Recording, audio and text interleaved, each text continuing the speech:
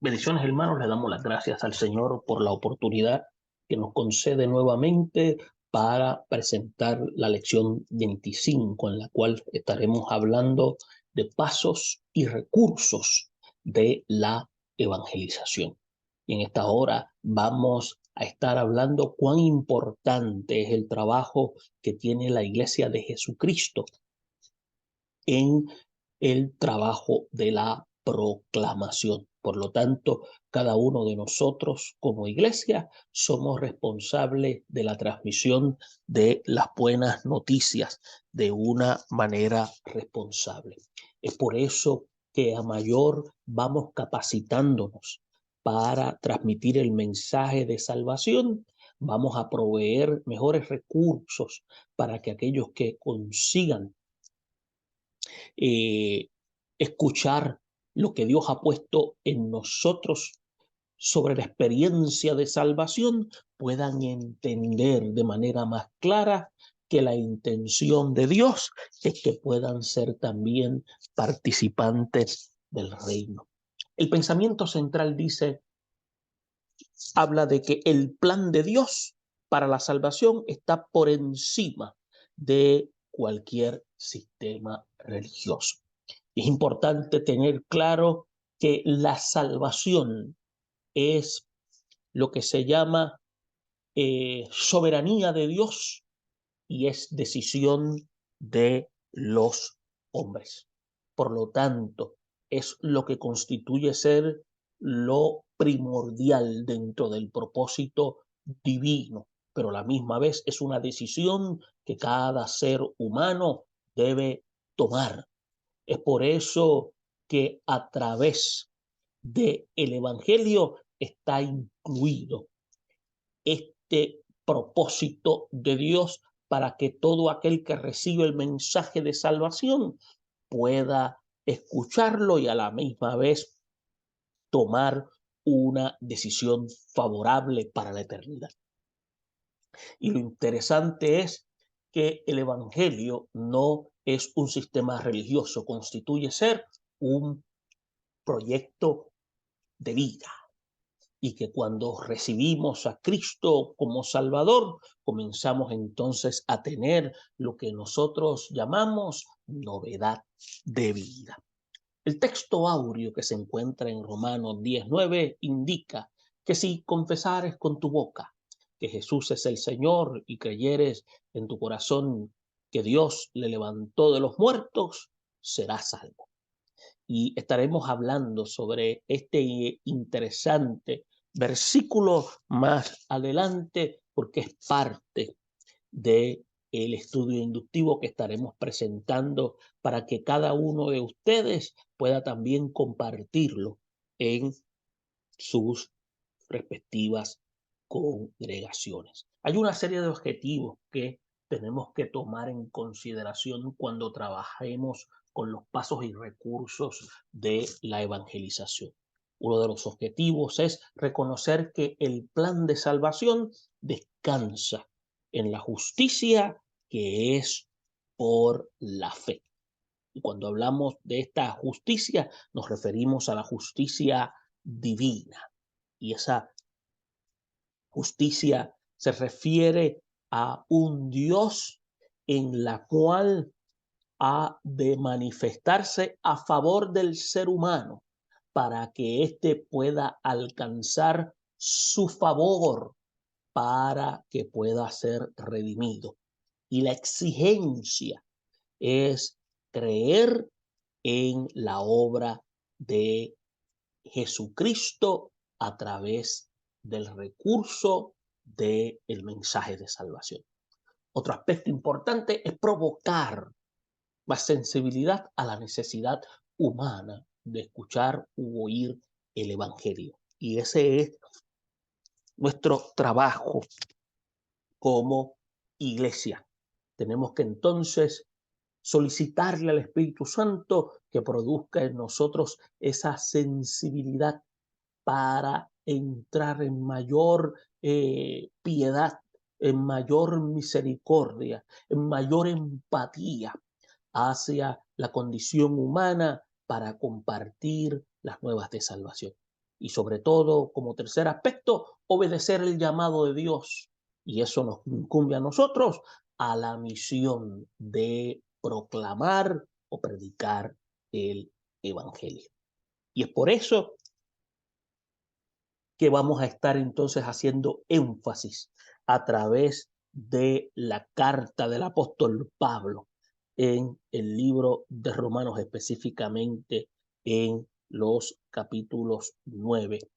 Y vamos a ver entonces entre ellos cómo el apóstol Pablo, desde el capítulo 9 y también capítulo 10, y en las cuales estaremos estudiando en esta hora, vamos a estar concentrados del 8 al 12, luego los versículos 13, 14, 15, 16 y 17, pero siempre recomendamos a los maestros que hagan lectura total de todo el capítulo para que puedan tener una visión clara de qué es lo que el apóstol quiso presentar. Vamos entonces a hacer la lectura del pasaje que inicia desde los versículos 8 a los ya mencionados. Dice, más que dice, cerca de ti está la palabra en tu boca y en tu corazón. Esta es la palabra de fe que predicamos, que si confesares con tu boca que Jesús es el Señor y creyeres en tu corazón que Dios levantó de los muertos, serás salvo. Porque con el corazón se cree para justicia, pero con la boca se confiesa para salvación. Pues la Escritura dice, todo aquel que en él creyere no será avergonzado, porque no hay diferencia entre judío y griego, pues él mismo que es Señor de todos es rico para con todos los que le invocan, porque todo aquel que invocare el nombre del Señor será salvo.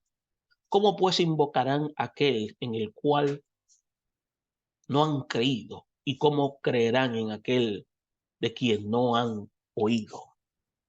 ¿Y cómo oirán sin haber quien les predique? ¿Y cómo predicarán si no fueren enviados? Como está escrito, cuán hermosos son los pies de los que anuncian la paz, de los que anuncian las buenas nuevas. Mas no todos obedecieron al evangelio, pues Isaías dice, Señor, ¿quién ha creído a nuestro anuncio? Así que la fe es por el oír y el oír la palabra de Dios. Y hay dos aspectos importantes que vamos a estar tomando en consideración cuando hagamos el análisis inductivo de esta lectura seleccionada, y es primeramente los pasos de transición de la justicia de la ley a la justicia de la fe. Y usted va a notar que vamos a estar hablando de cómo Jesús fue para unos piedra de tropiezo y para otros roca de salvación. Y de este aspecto se puede ver más claro, aunque no se hizo lectura de estos versículos, es recomendable que los maestros hagan lectura del capítulo 9, especialmente los versículos 30 al 33. Ahora, también vamos a ver cómo los judíos sustituyeron la justicia de Dios por la suya propia. Y vamos a ver cómo los judíos rechazaron a Cristo como el cumplimiento de la ley. Y esto lo estaremos viendo en las lecturas de los versículos 4 y 7, que aunque no están mencionados, es importante que usted, como señalamos anteriormente, haya hecho lectura de estos versículos, pero queremos darle un de antemano para que usted pueda tener una idea qué es lo que antecede a los textos leídos, para que usted y yo no saquemos de contexto lo que en sí se quiere presentar ante los pasos y recursos de la evangelización. Y el segundo aspecto es los recursos y medios usados por Dios en su plan de salvación. Y es aquí donde nos vamos a concentrar en el capítulo 10 de Romanos, especialmente entre los versículos 8 al 17, donde veremos los recursos humanos, el uso del corazón y de la boca, el recurso divino en cómo invocar el nombre del Señor, los medios, y los medios vienen siendo los evangelizadores y la predicación, y los resultados, que vienen siendo aquellos que obedecen a la palabra de Dios. Y es importante entonces tener estos aspectos claros cuando se trabaja de manera inductiva con el pasaje. Tenemos que tener claro que el plan supremo de Dios de salvación, especialmente para el pueblo de Israel, es lo que se llama un punto de carácter prioritario. Por eso es que cuando Dios llama a Abraham como fundador del pueblo de Israel, era una nación que estaba lo que se llama destinada a servir lo que se llama de modelo a las demás naciones, como lo indicaba en el capítulo 12 de Génesis. Y también lo vemos como se hace manifiesto a través del profeta Isaías en el capítulo 2, versículo 2. Entonces, los dos medios que Dios había estipulado para que esto sucediera fueron a través de la ley y la gracia. Entonces, no obstante, el pueblo de Israel, como usted y yo sabemos, falló doblemente. Primero falló en la ley porque fue desobediente, cayó bajo la maldición y el castigo que Dios mismo le había impuesto. Por eso los judíos dejaron entonces, como llamamos nosotros, de existir como nación, porque cuando cayeron las tribus del norte bajo el imperio asirio y luego las tribus del sur bajo el imperio babilónico, fueron lo que se llaman las del norte dispersos por todas partes, y entonces comienza la era de los gentiles. Entonces los judíos fallaron porque rechazaron lo que Dios había establecido en cuanto era importante mantenerse. En segundo lugar, los judíos fallaron también porque rechazaron más adelante a Jesús, como señala el apóstol Juan en el capítulo 1, versículo 11. Y ante esta falla de los judíos, tanto en la ley como al rechazar a Cristo, Dios había dado lugar al plan universal de la evangelización. A todos los que les recibieron, a los que creen en su nombre, dice la Escritura, que le dio la potestad de ser hechos hijos de Dios. Entonces, aquí nos incluye el Señor a todos nosotros. Y es importante que tengamos eso claro. Por eso es que cuando usted y yo hacemos un análisis en el capítulo 9, especialmente en los versículos 30, vemos que se habla de los gentiles. Cuando habla de los gentiles, está hablando de aquellos, porque el término gentil era un término peyorativo que se utilizaba en aquel tiempo, que en el cual tiene que ver con aquellos que eran como paganos. Y en la Biblia se refieren a todos aquellos que no eran judíos. Entonces, ¿qué sucede? Es importante entonces que a través de ellos estamos viendo que la oportunidad entonces de la salvación también Dios le da al gentil para que pueda ser partícipe de esta oportunidad de salvación. No era que no iban a ser salvos antes, era que mediante el pueblo de Israel, que iba a ser entonces la herramienta, usted va a notar que como el pueblo lo rechazó, entonces Dios establece una Israel espiritual cuando nace en Pentecostés, donde incluye tanto aquellos pocos judíos como aquellos gentiles, en la cual se convirtieron en los proclamadores para el mundo de aquel tiempo como para el tiempo actual. Entonces, tenemos que ver que el apóstol interpreta la razón de la tragedia de los judíos y la victoria de los gentiles.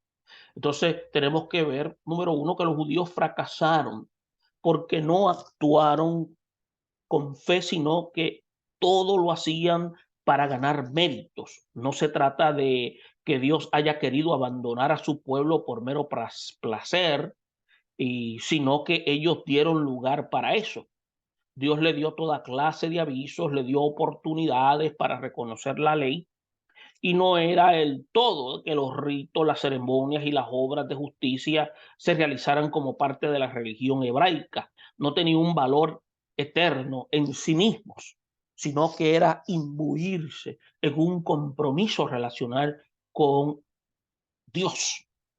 También usted va a notar que entonces los gentiles triunfan porque se acogieron a la misericordia divina y tuvieron fe en la oferta gratuita de Cristo el Salvador. Es por eso que el tropiezo de los judíos enderezó los pasos de los gentiles.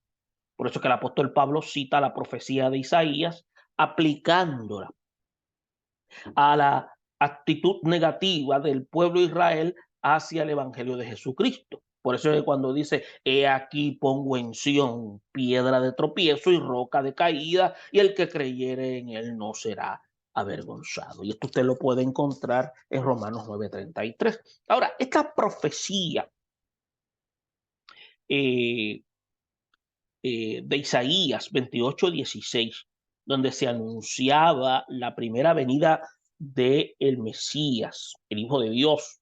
Los judíos tropezaron en él porque no podían relacionar la gloria del Mesías prometido con la sencillez de un maestro en Galilea.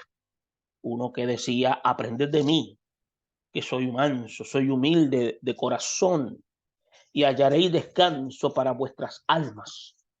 No parecía ser lo que se llama un poderoso libertador que arrebataría el reino a los romanos y devolvería la soberanía, porque acuérdense, ellos esperaban a un libertador, uno que llegara en un caballo blanco representando victoria ante el establishment que había en aquel tiempo y derrocara la corrupción del imperio. Y entonces a través de él viniera el tiempo de la vendimia y que los enemigos se postraran ante los pies y también reconocieran su poderío. Pero no era la forma en que Jesús iba a venir. Ese Mesías vino como siervo sufriente.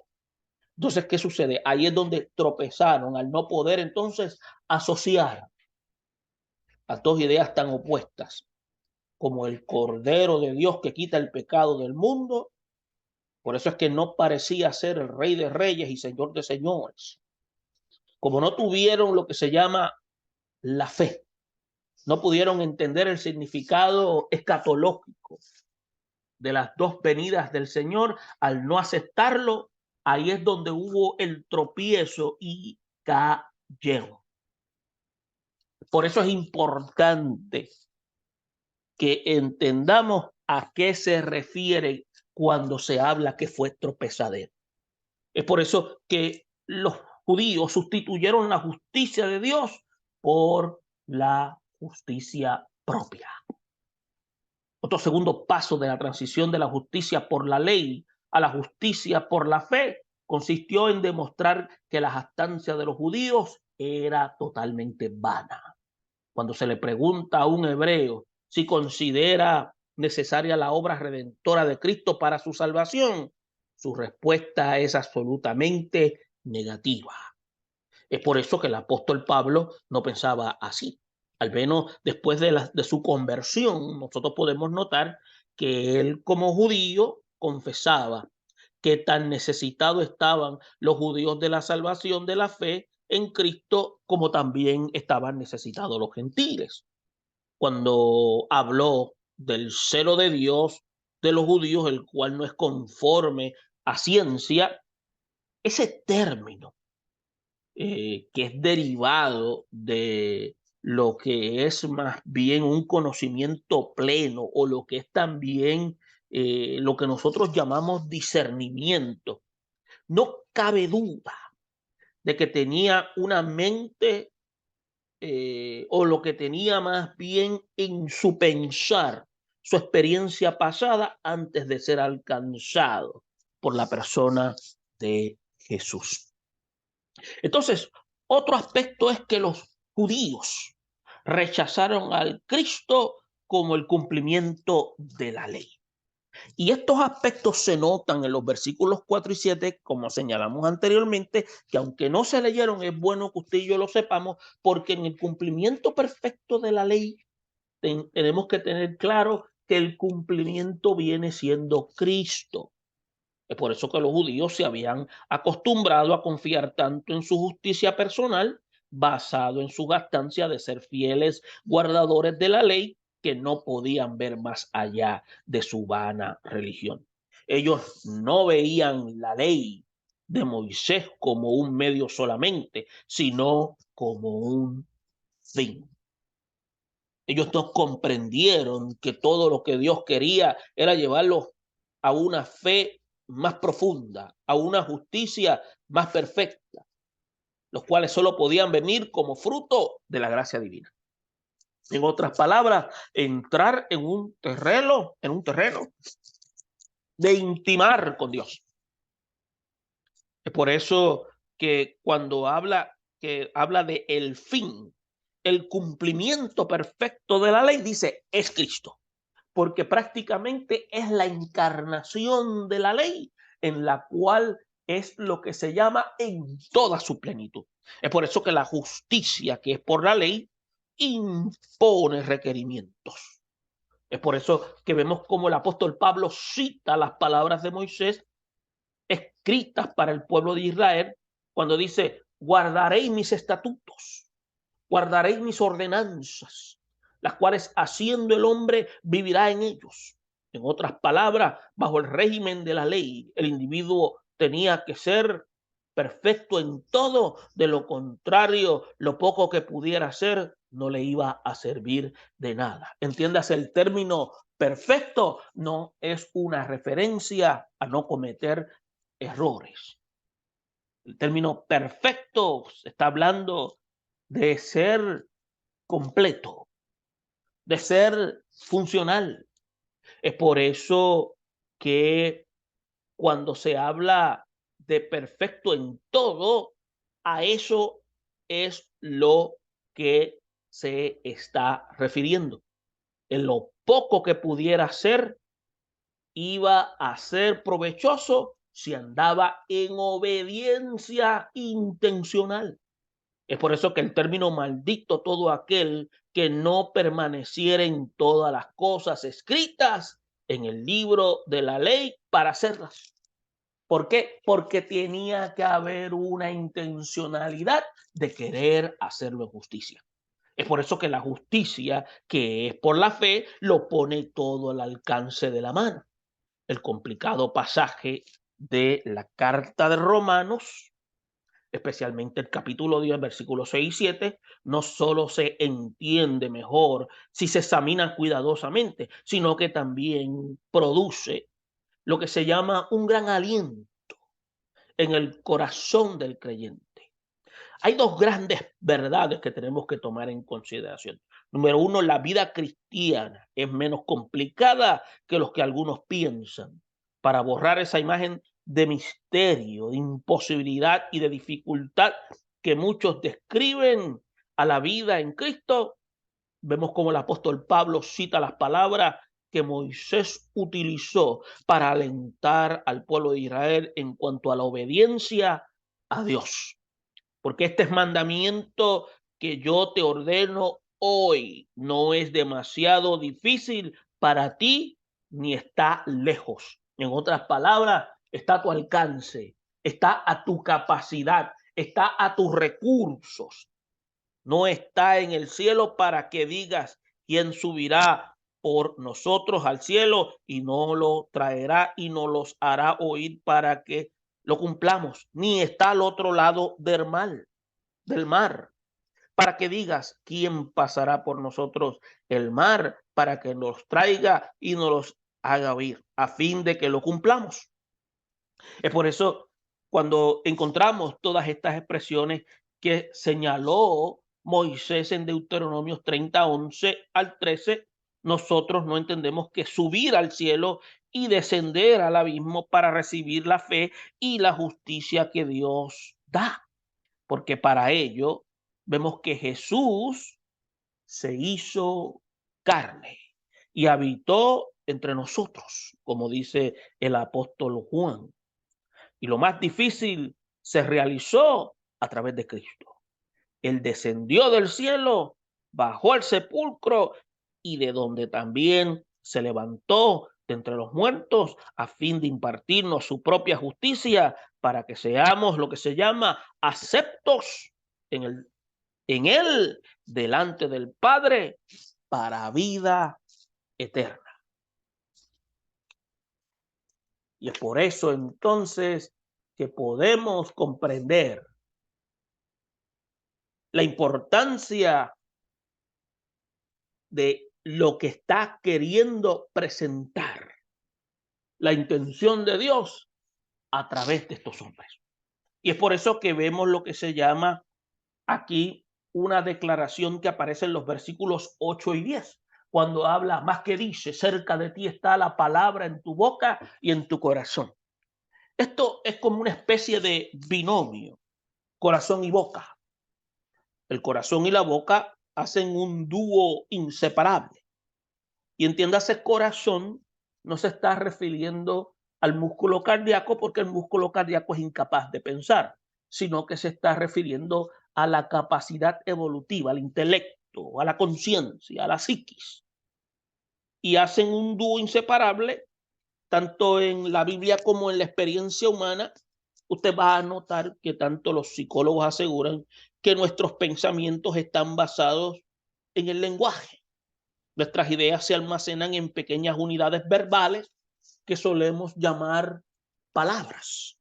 De ahí que cuanto más palabras sepamos, tanto más extensa será nuestra capacidad de pensar. Cuanto más ideas recibamos en forma de palabras, tanto más pensamientos podemos producir, almacenar y expresar. Es por eso que el pasaje más típico en esta dirección nos indica, de la abundancia del corazón habla la boca. Es por eso que las palabras que vienen de Dios son semillas para el pensamiento. Es importante llevar la semilla gloriosa de la palabra de Dios a cada corazón. Una vez sembrada, es la que brota y toma forma hasta que llegue a producir lo que se llama fruto que Dios busca.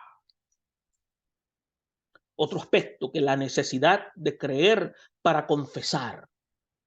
De acuerdo con este racionamiento, lo que aprendemos del versículo 9 es que la boca no podrá confesar más de lo que hayamos puesto en el corazón. Y entiéndase, en el intelecto. Para que una persona pueda hacer confesión con su boca que Jesús es el Señor, es necesario que primero reciba el mensaje del Evangelio y crea con su corazón que Dios le levantó a su Hijo de entre los muertos para ser nuestro Salvador. El apóstol Pablo enfatiza esta necesidad al presentarla como una condición, porque el corazón se cree para justicia, pero con la boca se confiesa para salvación. Esto, en adición a hacer una declaración, tengo que hacer claro algo.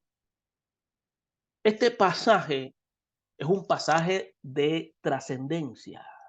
¿Por qué de trascendencia? Porque, ¿qué pasaría si la persona no puede confesar porque es muda?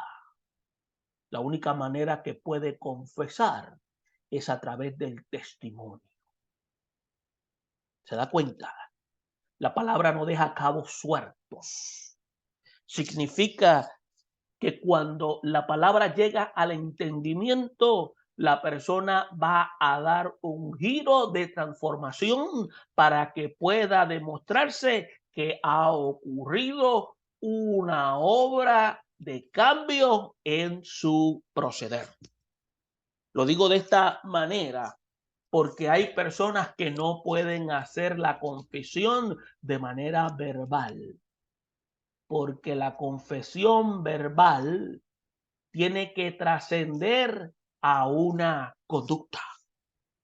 Ahora, usted va a notar que en el versículo 11 contiene una de las promesas más valiosas para el que va a Dios en busca de salvación. Todo aquel que en él creyere no será avergonzado. La vergüenza y los lamentos son para los que no creen.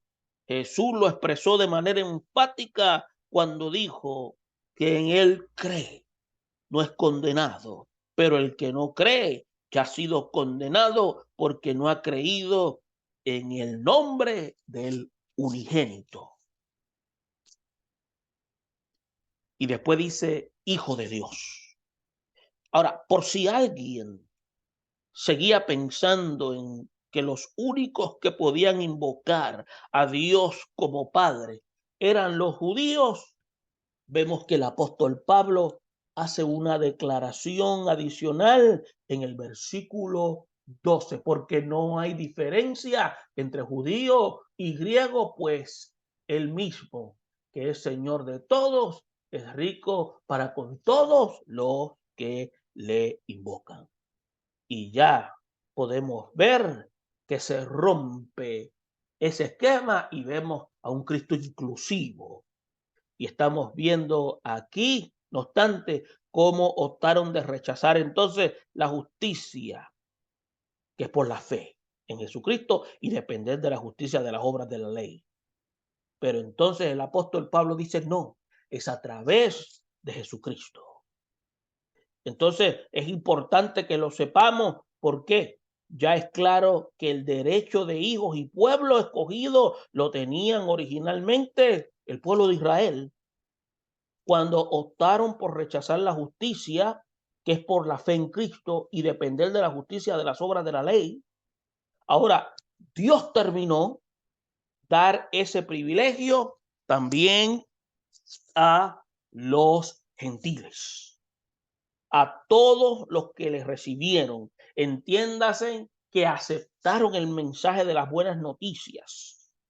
Por eso, cuando el apóstol Pablo se expresó como los que citamos anteriormente, no hay diferencia entre judío y griego, tenemos que hacer mucho hincapié en la importancia que adquiere ante todo esto el acto de fe en la cual se invoca o clama a Dios en busca de misericordia. Es por eso que la primera señal que reciben los padres de que su niño ha nacido con vida y fuerza suficiente para empezar a desarrollarse es oírlo llorar. Así también la persona que nace en Cristo da a entender que está viva cuando emite su primer clamor a Dios. Por eso insistimos en esta subdivisión que en el recurso divino con que contamos en este proceso salvador es poder, lo que se llama invocar el nombre del Señor. Y según el versículo 13, eso es todo lo que se necesita después de creer para ser salvo. Ahora, los medios, los evangelizadores y la predicación constituyen ser la vía. Cuando dicen, ¿cómo pues invocarán aquel en cual no han creído? Por no haber establecido su corazón en la fe verdadera, por no creer la verdad revelada. Muchos invocan a otros dioses y buscan ayuda en otros recursos, los cuales solo traen lo que se llama frustración. Es necesario que la gente crea en Cristo, como le enseña la palabra de Dios, para que puedan invocar el nombre del Señor. ¿cómo creerán en aquel de quien no han oído? En otras palabras, nadie puede culpar a una persona de no haber aceptado el mensaje del evangelio cuando no se ha hecho nada por hacerlo llegar. Es más, no solo debemos lanzar al aire las palabras, sino que cuando estamos evangelizando a unas personas, debemos estar seguros de que nos están entendiendo.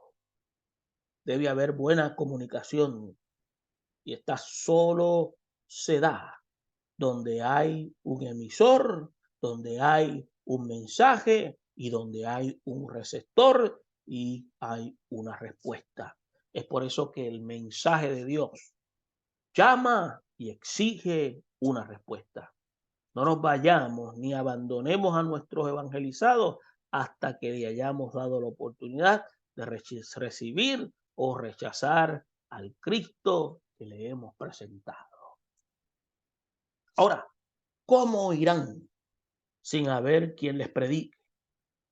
Es claro que Dios podría usar otros medios para la proclamación del Evangelio. Su voz audible, como en el monte Sinaí, los ángeles, como en el caso de los pastores de Belén, o los animales, como el asna que le habló a Balaán. Sin embargo, el Señor ha determinado delegar la responsabilidad a los que hemos tenido la bendición de haber sido redimidos.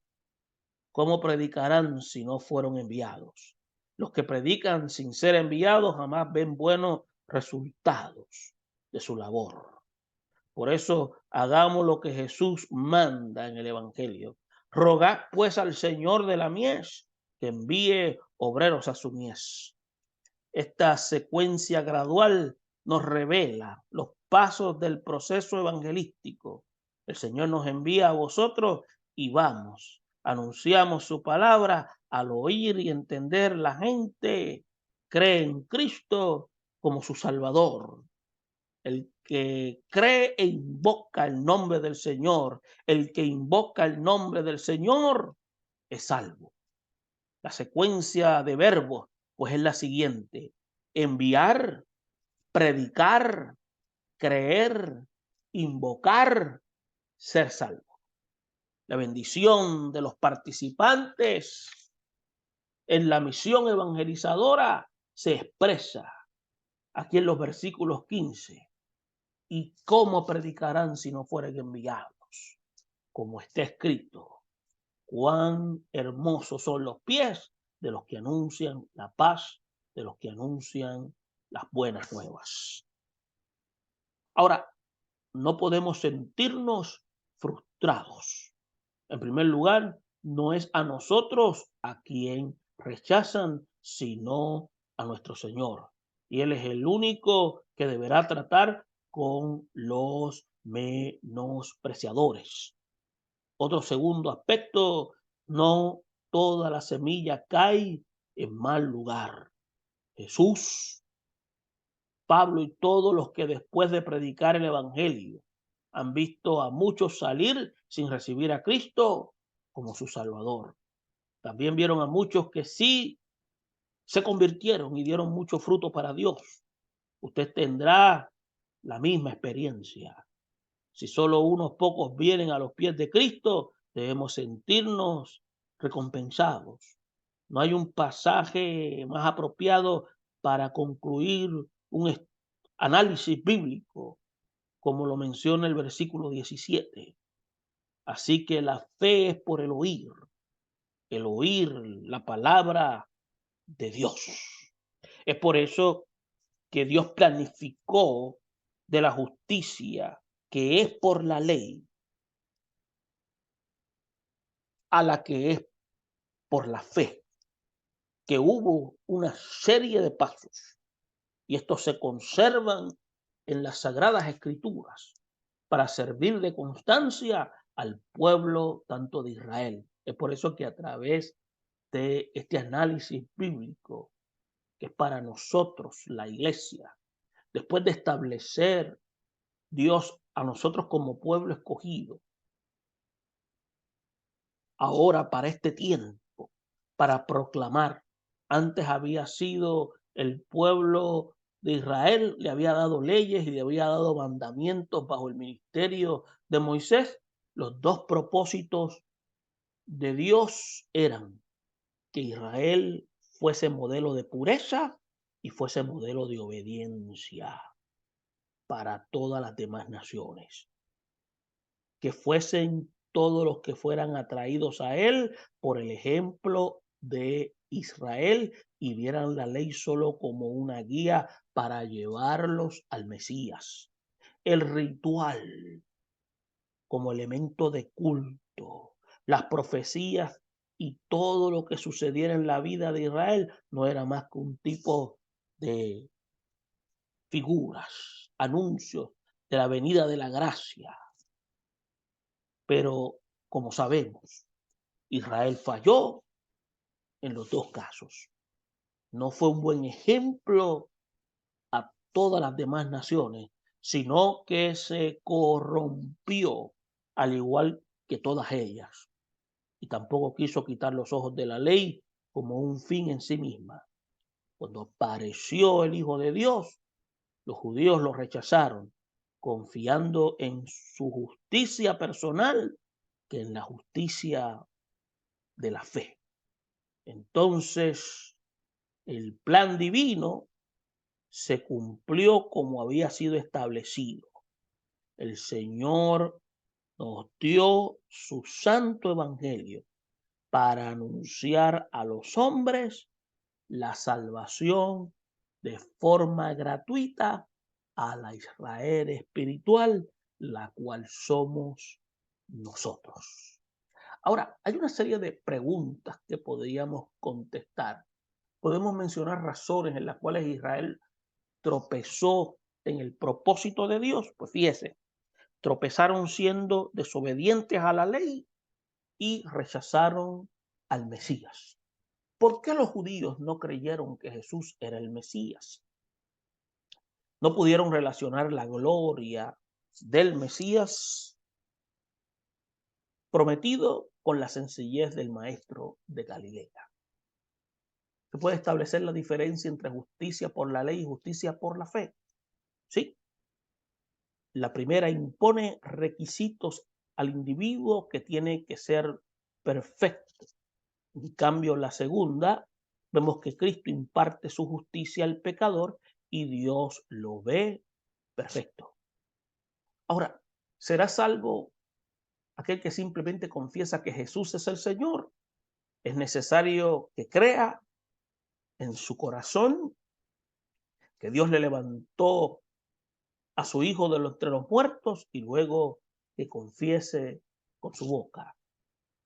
Por último, ¿por qué es tan importante que la gente escuche la palabra del Señor?